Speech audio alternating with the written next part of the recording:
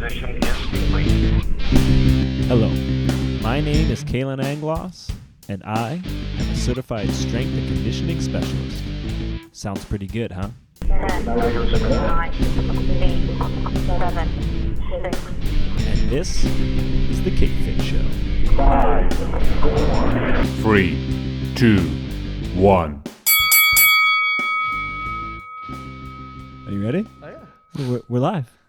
Hey, how's it going? There we go. Hello, everybody. Welcome to the KFit Show. My name is Kalan Anglos. Across from me is a gentleman that some of you who might know me probably are familiar with him. If you follow anything else that I do, you are very likely familiar with him. Richard Mosdell. Nice to meet you. Nice to meet you for the very first time. On this show. On this show. Yeah. Love your studio. Yeah, Love what you've done with the place. Thanks. Looks pretty familiar, doesn't it? Just sitting in a different angle, aimed in a different way. Just looking in a different direction. Yeah. For those of you that do not know Richard Mosdell, which just doesn't seem to make any sense whatsoever, Richard is a karate instructor. He owns Kenzan Sports Karate in Victoria, BC. He's also the high performance director, is that correct? High Performance Committee Chair. Committee chair of Karate BC. Mm-hmm. You also look after the Winter Games, BC Winter Games Association on there. You have about 7 different hats that you wear. I'm a glutton for punishment. That's what I say. You are a glutton for punishment, and I don't know if you know how to say no. Yeah, getting better at it. Getting better better, at it. yeah. Let's not forget the Canada Open. The Canada Open Karate Championships, which took place June 3rd and 4th in the Richmond Olympic Oval, which was a huge success. That was awesome. A year of planning, I think you added that? Yeah, year of planning, year and a half of negotiation, getting people ready. It was a good starting point from the floor. Remember the year when you made your own badges? That's right. You remember coaches' badges? That's right. Remember the year when 8 countries came? I mean, Yes. you're being a little modest. You say it's a good starting floor, but it's the biggest karate tournament that BC has ever held, ever. That's what they tell me. That's what they tell you. It's on your first one. So, I mean, it's a pretty good start, I think. That's a pretty good start. Yeah, it's funny. It's like you make a baseline for yourself, which is a record. Yeah. And it's like the BC team. Like once with the BC team, we went through a transition year last year where the government and the Canadian Sport Institute told us like you got to rejig everything because you're an Olympic sport, about to be one. So we rejigged everything. Next thing you know, we took more athletes than we ever taken in nationals, got our best result ever, and came in under budget. And I was like, yay, record year. And like, that's your new baseline. I'm like, man, now I got to match up with it next year. I should just come in at 5% better, not 100% better. Yeah. So, now, we've known each other for a couple years now, since I moved to Victoria. But even in this past couple years, I think of all the people I can think about in the martial arts and combat sports world, you're probably the most knowledgeable because you've actually, like, it is your life. You have lived it. You lived in Japan for 10 years. You studied martial arts. You studied karate at the university. You have your master's degree. You went on to pursue your PhD. I mean, your life is martial arts and your life is karate. Would you say that's pretty much correct? wow, when you lay it out that way, wow. This is a really interesting guy you met. Right? Yes. Well, it didn't start off like that all overnight. It just built up to that. Sure. It's like being able to work out for 30 minutes, but then after several years, you can work out for 3 hours. Sure. It just built up. But I think I'm just curious, and I like to get involved with as much as I can and learn. I think also back in the old days, for me, the 80s, 70s. The old days. Black and white. Yeah, well, karate and all martial arts was a lot more isolated. Yes. So I always wanted to do stuff, and then like, oh, you're not allowed to go across the street and learn over there. I'm like, oh, really? I'm just gonna walk across the street. I'm just gonna do it. So no, it's good. And then now, I think of myself like a tennis pro or a golf pro, right? Like, do you want to go and learn, for example, even like a scuba diving professional instructor? Do you want to learn scuba diving from somebody who does it once a week and then teaches it twice a week? Or do you want to do scuba diving and learn it correctly and safely from someone who does it 6 days a week and can tell you every different angle? Yes. Yeah. So I always thought, I want to be that guy. And I like how at Kenzan Sports Karate, the way you run it there, you have an after-school program, you have kids programs right from beginner all the way up to advanced and then adult and elite level athletes that all train out of one facility. But you really run it like a tennis camp or like Mm-hmm. a soccer camp where, it's not just you're coming in and you're learning some moves and then you're going forward. You're actually, molding these people into not just better athletes, but better individuals. I hope so. I think an instructor at any place, if they will attract and keep people who are of similar nature. Yes. I've Yeah. noticed that a lot in Japan. I noticed that here. So I just try and be positive and light and push everybody, but be, I try to remind them, like, I really appreciate they're here. Yes. And as every class, as I go through little ones all the way to the adults at the end of the day, I always tell the adults at the end of the day, like, man, I'm so excited you guys are here because, like, now we can really get into it, Yeah. And And I was going to ask you, like, how do you balance that a little bit? Because, like I said, you have kids right from preschool, even preschools Mm-hmm. come in here. You go to the elementary schools. Like, how do you balance teaching that to the young ones? But then also, like, you have elite athletes here that train out of this dojo as well, with people that are on the BC team and going for the nationals and trying to get on the national team. So, you almost, you really have to be adaptable to the different training ways that people learn. Yeah. It's just really fun to see the different age groups evolve, and get to be part of that. I remember Johnny Depp had this great saying about, like, having kids and what it's like to raise kids. And it's like, okay, when they're really, really young, they're like drunks, they're crying, they're puking, all this stuff, right? But the moment they start walking and moving around, then it's like they're suddenly on the stage of life, and you get a front row seat, and you get to be like a sponsor because you're paying for everything, because you're in the front row seat. But they really have to do it for themselves. So if you're able to set up the right environment and how they react to it, Right. I love that idea.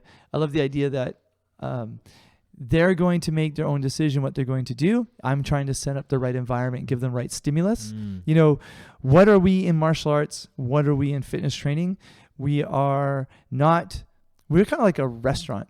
Restaurants aren't delivering you food. They're delivering you an experience, Yeah. a reaction, right? Absolutely. So we're same thing when you're teaching people in the karate class or in any combat sport, or when you're doing fitness training with them, you're giving them a reaction, like an experience. And how are they going to react to that? How much of a smile are you going to put on their face, even if you work them really, really hard? Sure. Tell me a little bit about the after school program that you run at Kenshin Sports Karate, because I've obviously helped with that a little bit and got involved in that. But it's a great way to not only help kids and pick them up from school and all that kind of stuff, but it really, I think, puts them in a martial arts culture where they can really grow. So tell me just a little bit about the after school program. It's like a elite soccer academy, but we're still waiting for the elites to come in. No, I'm just kidding. We run it like an elite soccer academy. So every day they're going to do something different. The last couple of years, we had part-timers and full-timers. So we had like some kids who just, like Dylan, who just eats it all up, just can't do enough. Like, we just can't give him enough. This coming September, it's all going to be full-timers. Okay. And so no part-timers. No part-timers. No, you have to be full-time. You can't even do drop-off part-time. Full-time is 5 days a week. That's right. Okay. And now we're pivoting to, within the next year or two, it's going to be all high performance. Okay. Because they're coming in and doing, traditional karate, sports karate, fitness training. They're doing team building. Yes. And it's a really great way of kids getting a shock to the system for an hour and a half to 2 hours that they're not going to get in another after school program. And not only because we want to see them get better for competition, but we just want to see them get better, period. Sure. So these are kids who just love karate. Yes. One thing that I really liked that you said that never really dawned on me at the time, but you said even though the after school program, they're young kids, I think the youngest is 7 or 8. Yeah, grade 1 and up. Grade 1 and up. So, but you look at these kids and these athletes in the program as high performance athletes. Like Totally. you told me, like, this is a high performance program, No, after totally. school program. And I think that's really unique. And I think it's not only high performance sport. I mean, obviously high performance combat sport, high performance karate, but also high performance, making high performance individuals and how high performance makes you a better person. Totally. And I think there's a difference between high performance and specialization. Yes. Right? Yeah. High performance is just wanting them to continually perform at a higher standard. Yes. Less than, recreational, which would be, we have a standard, but recreational is going to be 2 or 3 times a week. Yes. And we're going to expect results out of 10 to 12 hours a month. Sure. But in the after school program, they're doing 10 hours a week. Yeah, yeah. So that is a more high performing athlete. And I think one of the benefits too is not just the after school program, but the amount of camps that these kids go through. Like I remember the summer camp, or not the summer camp, it was maybe the spring camp. They did, I think, 15 lessons in a week or something like that. That's like right. Just crazy. Like Yep. your schedule is lined up so that you can just fill your boots with martial arts and karate training. No, absolutely. Yeah, and we're going to start, we have 6 weeks of summer camps this year. Yeah. And so kids are going to do it 15 classes in a week. They get really fast. Actually, if someone just started karate from day one on Monday, by Friday, they're almost ready for the first belt test. Awesome. Right? Yeah, yeah. Because you learned it yesterday, reviewing it 3 times in a day. Plus, we're changing it up a little bit. Yes. So now here at Kansas Sports Karate, you are rooted in karate, obviously, but also it's traditional and sport karate that is based out of Japan as well. So just tell us a little bit about what you think the importance of being a traditionalist in that sense, and actually being rooted in the culture in Japan, and actually being with a style association out of Japan, and how that might be different than some of the other organizations that just maybe do it for fitness or for fun. I think just in my own experience, how I've bounced around in the karate world, is I wanted to teach karate that was mainstream, Yes. that had a high standard, and be with an organization that could offer me a community that I could interact with that had a high standard. Because I came out of a WADO sort of system, I wanted to be with when I found out that the main line that was still happening in Japan, which is huge. When I saw that their standard was really high, I thought, actually, I really want to do that. Like their standard of technique. Their standard technique and understanding, and it's really, really strong. Okay. And so I wanted to be able to tap into that, and I want to be able to tap into that whenever I need it. So if I need to go for a tune-up, I can go get a tune-up. If I need to go for 10 years, I can go for 10 years. Right? Which you did. Yes. And what was unique is you went to Japan, as a lack of a better term, as a white guy, as a white man, Sure. teaching in Japanese traditional karate in Japan. And I remember Two Japanese. And I remember you said that you got a little bit of backlash, like not backlash, but they were kind of like, who's this guy? Where did he come from? And what is he doing here type thing? No, totally. Like I lived in Japan ages ago in university, and then kept in contact. My first instructor was the assistant coach of the Japanese national team, Okay. Toshiaki Maeda, and he went on to be the national team coach, and had some really good friends like Takamasa Arakawa. And then they said, after I did a visit in the early 2000s, they said, hey, I think you could actually teach karate here, because you kind of got a sensibility for what we're doing, but you bring your own spin. So I taught a whole bunch of classes. They're like, come on back. You can do it full time. And I thought I'd go back for 2 years. And so I started teaching, and then, they were like, can this kid do it? But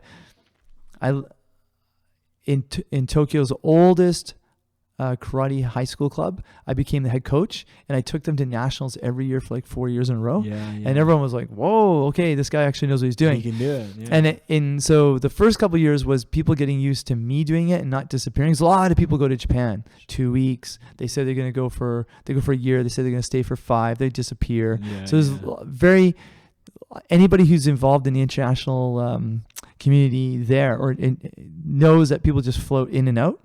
So staying the second year, and then third year, and then fourth year, and then fifth year. By the fifth year, I was really accepted in the system. Took 5 years. 5 years, I was totally accepted in the system. I was writing bilingual articles in magazines and working on books. And then it was the non-Japanese, the foreigners that were coming were shocked. Like, I would have to teach them when they arrived. Like, oh, but we want our Japan experience by learning from a Japanese person. It's like, well, you got me. You'll get that person tomorrow, and you get me today.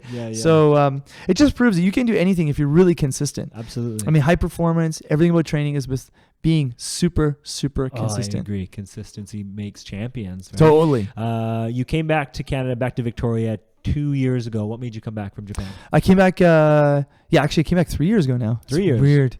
Wow. Came back in August 8th, 2014. Well, the earthquake in March 2011 was a trigger that I was going to leave. In Japan. That was huge. Like, I literally thought I was going to die that day, because it was in the middle of the street. The power lines were like shaking so much that they were touching the road. The cars were bouncing. The buildings were moving. And then after that, there was literally like 200 or 300 earthquakes a day. Oh, that's crazy. It's just crazy. So we knew, and the government wasn't handling it very well. So that was the first trigger. The second one was because I have kids, I kind of wanted them to get a more critical thinking learning experience, which you can get in Canada. Sure. And I just was getting itchy again for running my own business. And so all those things lined up when the national team coach, that's a great friend of mine, Craig Devlin, said, hey, let's open a club in Victoria and we can get a full-time space. And we just slapped a bunch of money together and came here and rocking away. Haven't looked back since. Yeah. Yes. No, that's great. Now, let's talk a little bit about elite performance, elite athletes, because a lot of people that listen into the KFit Show or that follow what I'm doing, they're looking, or there are elite athletes, but we talk a lot about optimal performance and being an elite athlete. So for you, somebody who has created elite athletes, been around elite athletes, helped them medal, but also the not so elite athletes you've helped as well, and in the traditional sense and all that kind of stuff. What do you think is, there's not one thing, but what are some things that you can think of off the top of your head that is the difference between, a good athlete and an elite athlete? Wow. Great question. Well, first, work ethic. If you're going to really work for Consistency, it. Like we just said. Yeah, going to work for it. The other thing is recognizing whether you have the right coaching or not. Yes, and that's big. Especially that's big in martial arts too, because a lot of the coaches try to hang on. Yeah, there's a lot of ownership. Yes. You have to have the ability to being self-aware that this coach isn't actually cutting it for me. Yes. They may be talking the talk or saying all kinds of things, and they might, unfortunately in martial arts, and I think there's a lot of different combat sports, there's kind of a cult to it. Yes. And you got to get out of that. So you have to have a good work ethic. You have to be really self-aware when to change your coach. You have to look at people who are like you and how they broke through. So who's your weight division? Who's in your age group? Who was in your age group 2-3 years above you? Like what did that person, re-engineer it backwards? How did that person win a gold medal? And don't just say, well, they're in Europe or they're in wherever. Because that doesn't cut it. It doesn't cut it. No. You're going to have to work backwards. And then, how hard are you going to work for it? And be patient. One of the things I noticed with anybody on a provincial team or a state team or in Japan or a prefecture team is they would try 2 or 3 years or even 1 or 2 years and then take 1 or 2 years off and then come back. Can't do that. You can't do that. And when I was on the BC team too, I would be on it for a few years. I would take a year off because career would change. Sure. And then I would go back on and you never have the same developmental consistency. No, the worst for my athletic career, the worst decision of my life was after I graduated high school, as I took a year off. Yes. And it was like, in terms of my athletic and medaling at the national tournaments and all that kind of stuff, I was going up, and then all of a sudden I said, I graduated high school, I'm going to go do other things. Yes. And I took the year off, and I totally know what you mean. I think all combat sports, everyone suffers from that. Yes. Everybody graduates and they want to change in their life and they're going to do something. And then if you can stick through it as an elite athlete in the high school, you will be on top within a year or two. Yes. If you can just stick it out. Yeah. And I think it's harder even for the combat sports to really stick it out, because combat sports is obviously physical, but it's also very mentally draining. Totally. Lots of competitions throughout a year. Just the competition itself is very mentally draining. Preparing for it, then getting in and doing it. And, here's another thing too. You're young, you're fit, you're getting stronger, but you're emotionally immature still.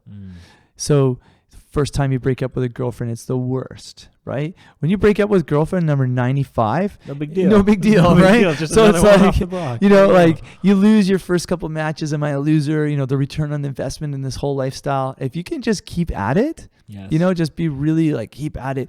But you have to be really self-aware. You can't just do the same thing every year. You have to do something different. You have to really amp up your pace. You look at anybody who's done really well. And in combat sports, you have to go out and find people to compete against and compete with. Compete and train with. Yeah. You have to go up and say spar me after class. Yeah, that was the other thing that was kind of a drawback for me, is I was kind of stuck in a. I mean, it's kind of an excuse, but I was stuck in a city where there was nobody else really that trained as much or at the level that I did. So sometimes it was just me in the punching bag. Totally. And that just doesn't cut it. Punching bag doesn't hit you back, right? No, exactly. I always wanted to be an instructor. I was competing, but that's just where I enjoyed, sure. Right? That's and I could see that I could do that and be an entrepreneur at the same time. And so I went to the places where I thought I would get the best experience at doing that. And so I think, so as a high performance athlete, it just means you're going to have a higher standard. And as an elite athlete, it means you're cracking up into you're cracking the national level in whatever combat sports you're doing. Yes. You know?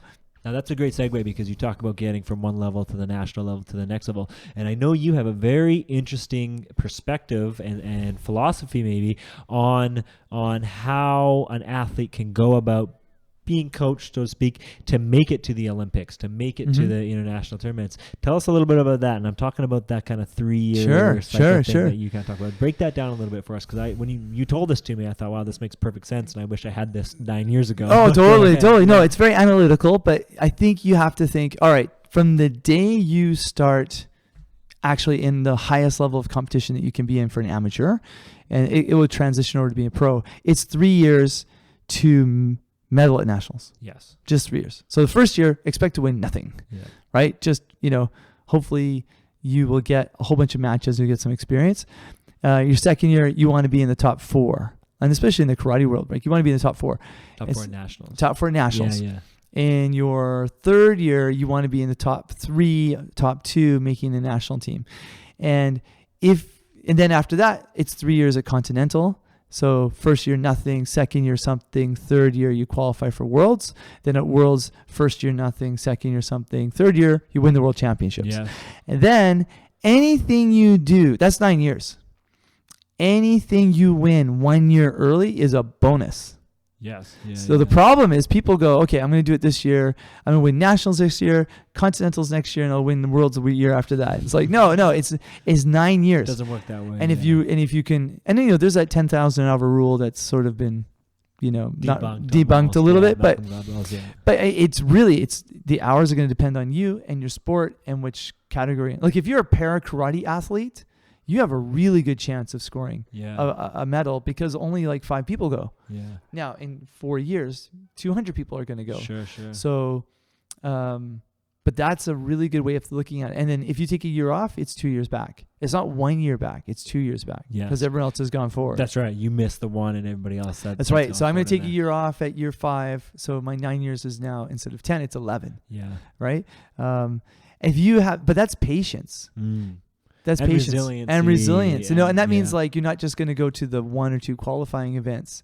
That means you're going to go to as many events as possible. Yes. And you're going to, you're not going to, you have to be really you have to really reduce the things you think are important in your life. Like, are you going to take 5 trips? Are you going to buy 3 leather jackets? Are you going to eat out every night? Like, I remember being horrible when I came back, and this is a long time ago when I first came back from Japan, because I was studying how to do traditional karate, but I was still transitioning over to be a better athlete. Right. So the point where from Monday to Thursday, all I ate was like raw vegetables and steamed fish and steamed potatoes, like 4 times a day.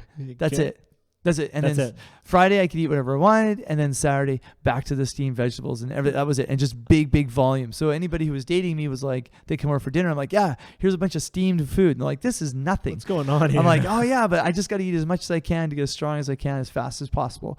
I mean, and I only cracked a certain level, I think, go back to the after school program, these kids are trying to give them such a great base of physical literacy and movement that when they were 12, 13, 14 years old, now they can really shoot. So I'm not looking to train a champion tomorrow. I mean, it'd be nice for the old ego and the reputation of the club, like, sure, 10 champions come out of the club every year. But I'm not looking at that tomorrow. If we get some who are really motivated, that's great. But I'm looking like 5, 6, 7, 10 years from now. Sure. What would you say in general, in kind of elite performance or just kind of anything, what is your coaching philosophy? What is the philosophy that you take towards coaching and guiding these athletes? I think I have to personalize it.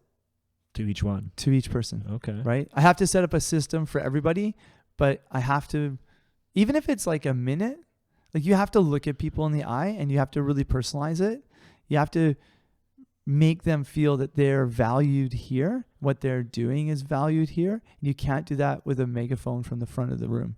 Right. So and even if it's a look in the eye, it's a wink, it's a high five, like you got everything about, especially when it comes to high performance, the numbers really go down. Yeah, right. For sure. Because every combat sport high performance is going to be a hobby.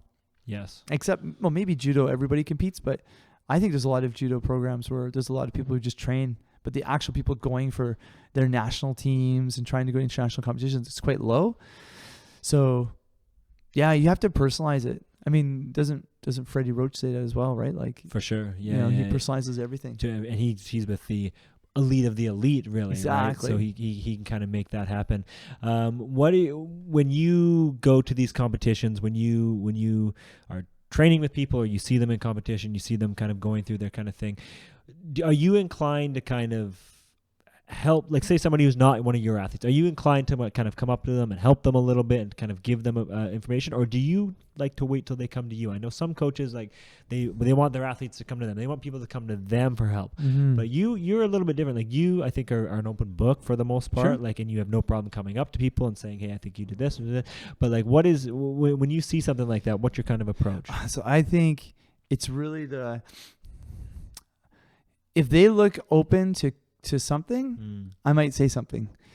Sometimes I just go up to people and just say, I really liked your performance. Like, I just give them the positive. Yeah, yeah. You know, because if they're not my athlete, I don't want to step on anybody's toes. Yes, for the coaches that sometimes get Yeah. offended. Or Yeah, whatever. exactly. But I will go to somebody else's athlete and tell them I really like their performance. Because what I want to do is I want to motivate the community to keep going. You know, there was an athlete at Nationals who didn't like his performance and was upset and was walking around, and they weren't my athlete to coach, but they were upset. Sure. And I remember just going up to them going like, I really love watching you compete. You're right at that 18, 19 years old, like age, and you just got to stick it out for 2 or 3 more years. You just got to do it. And I'm totally want to cheer you through that. Yeah. That I could say. If I came down to saying what I actually thought of was technique, that was it tricky. Yeah. You know, only if he was listening. So that's kind of like, you know, if I'm wearing an official's uniform, we're not allowed to do that. Of course. But I love to tell people even if they're not my athlete, I really liked what they did. All right. You On know? that note, last thing that we're going to do. Sure. What is one piece of advice you can give to anybody who's listening, who's on the border of becoming maybe an elite athlete or getting into that high performance world, but maybe they're a little hesitant, you know, not quite sure, you know, a little afraid. Maybe it's their first time going down there. What's one piece of advice you can give them? Well, when you're 85 years old, are you going to regret if you did it or you didn't do it? If it's an itch that you have to scratch it. And that's just not for high performance. That's for anything. That's life lessons That's right life there lesson. on the KFit Show. That's right. Yeah. If it's an itch you want to scratch, and it's going to mean a lot of effort and sacrifice, Yes. but you're going to get something out of it, and you're not sure where it's going to go, scratch that itch. Yeah. And if you don't have, like, you know, if you're listening to this and like you don't have a mortgage and you don't have like tons of kids, right? And got nothing, tons of kids. yeah, tons of kids, you know, like me. Two. Well, the ones I don't know about. Yeah.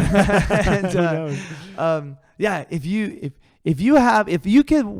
could take the next 5 years of your life and scratch that itch, and at the end of it, it doesn't matter where you ended, and you would have tons of time. And people, like, you know, they look at me and think that guy's old, you know. But You're just getting started. I'm just getting started. I know. I'm just getting started, right? And so if you could put in 5 years, at the end of 5 years, just totally start all over again because you have tons of time, then scratch the itch. Yeah. Scratch the itch. But then be self-aware, get it on the 9-year game plan. You could squeeze it into 7, you know, don't cut weight or any of that silly stuff. No, I agree. That's Like, a whole other topic. That's a whole other topic. Yeah. Like just be you. Yeah. Be you and get out there and train more than everybody else. You know, find out, you know, it's so easy to find out what people do, right? It's so easy now. So easy now. Yeah, Like, yeah. you know, what do? I do it for 2 hours in the morning, an hour and a half after Yeah, work. yeah. And okay, great. That's what I'm going to do. And I'm going to go work at Starbucks or whatever. Yes. I'm just going to do lots of that. There you go. Well, there it is. The blueprint for success from Richard Mosdell. Ba-boom. Ba-boom. All right. Well, that pretty much wraps up this episode of the KFit Show. Wow, this is pretty cool. That's pretty cool. Thanks for man. joining in. Hey, Thanks. we should start a podcast. I'd love to do that. Something that like is global. Local to global. Local to global. Yeah. I see. Karate 360 for those of you that don't already know. We're going into episode 42. I know, crazy. That's hey? amazing. Anyways, tune into those. Anyways, Richard, I can't thank you enough for coming on this. I really wanted to bring you in because, like I said, just your philosophy on coaching, the way you go about coaching athletes, I think is really valuable to people. So I appreciate you coming on, giving us your insight, and contributing. Anyone can help. It's awesome having you in the club. The kids and everyone reacts really well. I love it. So let's keep it going. Absolutely. Anyways, guys, thanks for tuning into this episode of the KFit Show. My name is Kalan Anglos. I'm Richard Mosdell. And I will talk to you guys later. Thank you. Bye-bye.